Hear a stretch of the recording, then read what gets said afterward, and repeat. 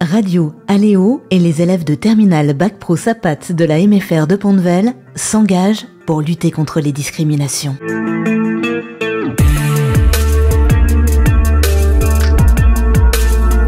Auditeurs, auditrices, bonjour. Nous vous accueillons aujourd'hui pour échanger sur le coming out. Alors, pour commencer, le coming out est une révélation publique de l'homosexualité d'une personne. Cet acte peut entraîner plusieurs problèmes comme le rejet, le jugement, des menaces, des insultes, des regards insistants ou encore des blagues lourdes. Nous accueillons Océane Gauthier. Bonjour Océane! Bonjour! Elle a fait son coming out en 2020. Aujourd'hui, elle est maman de 2 enfants. Avant d'arriver à ce résultat, elle a dû affronter de nombreuses épreuves tout aussi dures les unes que les autres. En France, on sait que 13% des LGBT ne veulent pas faire leur coming out par peur de la réaction de leur famille. Vous, avez-vous hésité à révéler votre orientation sexuelle ?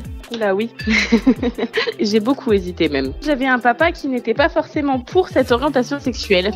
Donc forcément, je l'ai caché pendant un petit moment. Ça a été difficile de l'avouer, ça a été difficile de ne pas me montrer, parce que c'était pas forcément voulu de ma part non plus. Et ça a été difficile après d'assumer. 36% des Français considèrent le coming out comme un handicap pouvant nuire à leur progression de carrière. Est-ce que ça a été le cas pour vous ? Non. Et ceux qui pensent que c'est un handicap, je pense que c'est de le penser qui est peut-être plus un handicap. Et du coup, vous faites quoi comme métier ? Pour l'instant, je m'occupe de mes enfants, donc c'est un gros métier à temps plein. Et sinon, je suis dans l'aide à la personne. J'ai fait des études d'aide-soignante et après, j'ai engendré sur du service en restauration, donc serveuse. De nos jours, nous savons que les jugements sur les réseaux sociaux sont relativement présents. Avez-vous reçu des jugements lors de votre annonce en ligne ? Oui, énormément même. Énormément parce que de base, j'étais avec un homme, que j'ai eu mon premier enfant. Et quand j'ai décidé de me mettre avec une femme, j'avais déjà donc mon petit garçon, mon premier Gabriel. Et quand j'ai assumé de bonne foi mon homosexualité, oui, j'ai reçu énormément de critiques, d'insultes, que ce soit envers moi ou même sur mes enfants. Enfin, sur mon enfant à l'époque, parce que j'en avais qu'un. Les réseaux sociaux, oui, effectivement, c'est même beaucoup d'insultes. Moi, j'ai eu le droit, donc sur ma personne, en disant que c'était malsain, que je n'étais contre nature.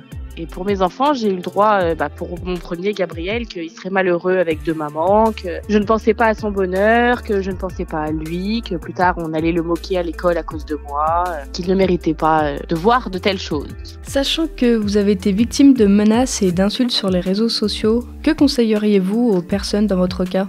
D'ignorer. L'ignorance est le plus grand des mépris. On ne vit pas à travers les réseaux sociaux, on ne vit pas avec les gens qui ne font pas partie de nos vies, que tant qu'on est heureux dans nos vies et que tout se passe bien, qu'on est en bonne santé et qu'on est heureux, le reste à côté, on n'en a strictement rien à faire. C'est dur, c'est pas facile et que les insultes peuvent nous atteindre, mais que faut jamais laisser quelqu'un nous abattre et encore moins sur son orientation sexuelle. On en ressortira toujours plus fort. Selon vous, est-ce que le soutien des proches est essentiel pour traverser cette épreuve ?